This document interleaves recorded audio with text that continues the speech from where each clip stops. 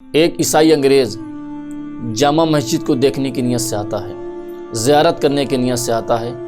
جب وہ اندر داخل ہوتا ہے تو وہاں پر بہت سے فقیر بیٹھے ہوتے ہیں، جن فقیروں میں مسلم بھی ہوتے ہیں، غیر مسلم بھی ہوتے ہیں۔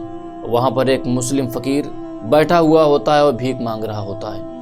انگریز کے سامنے ہاتھ پھیلاتا ہے، کہتا ہے مجھ غریب کی کچھ مدد کرو۔ وہ انگریز اپنا پرس نکالتا ہے، اپنا بٹوا نکالتا ہے، اس میں سے چند روپے نکال کر کے فقیر کو دیتا ہے۔ وہ انگریز جیسے ہی آگے بڑھا، اس کا بٹوا زمین کے نیچے گر جاتا ہے، وہ دیکھ نہیں پاتا۔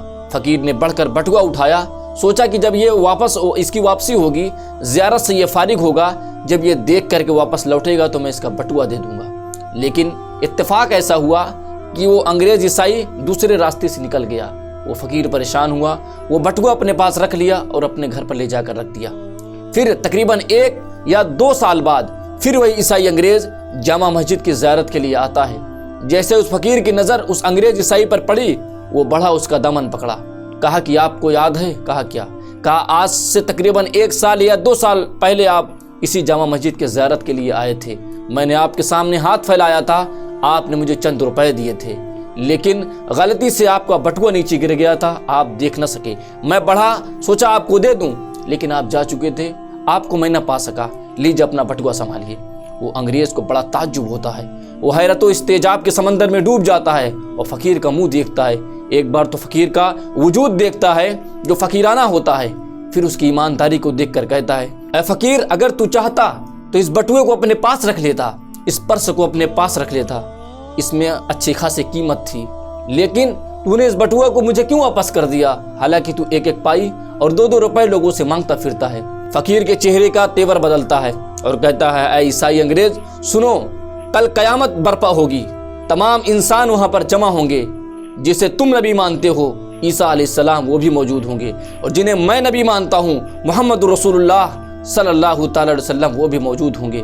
مجھے ڈر لگتا ہے، مجھے یہ خوف ہوا کہ کل قیامت کے دن کہیں جسے تم نبی مانتے ہو میرے نبی کو یہ نہ کہہ دے ایک میرے ماننے والے کا پرس گر گیا تھا، بٹوا گر گیا تھا، آپ کے امتی نے اس بٹوا کو اٹھایا تھا اور واپس نہیں کیا تھا۔ تو مجھے یہ ڈر ہوا کہ کہیں ہمارے آقا صلی اللہ تعالی علیہ وسلم، ہمارے پیغمبر حضرت عیسیٰ علیہ السلام کے سامنے شرمندہ نہ ہو جائیں۔ یہ خوف، یہ بے چینی اور یہ تکلیف مجھے اس قدر بے قرار رکھی کہ میں تمہارے بٹوا کو تمہیں واپس کر رہا ہوں، کیونکہ میں نہیں چاہتا کہ کل قیامت کے دن ہمارا نبی عیسیٰ علیہ السلام کے سامنے شرمندہ ہو۔ یہ واقعہ ہے اس وقت کا جب ہندوستان میں انگریز حکومت کرتے تھے۔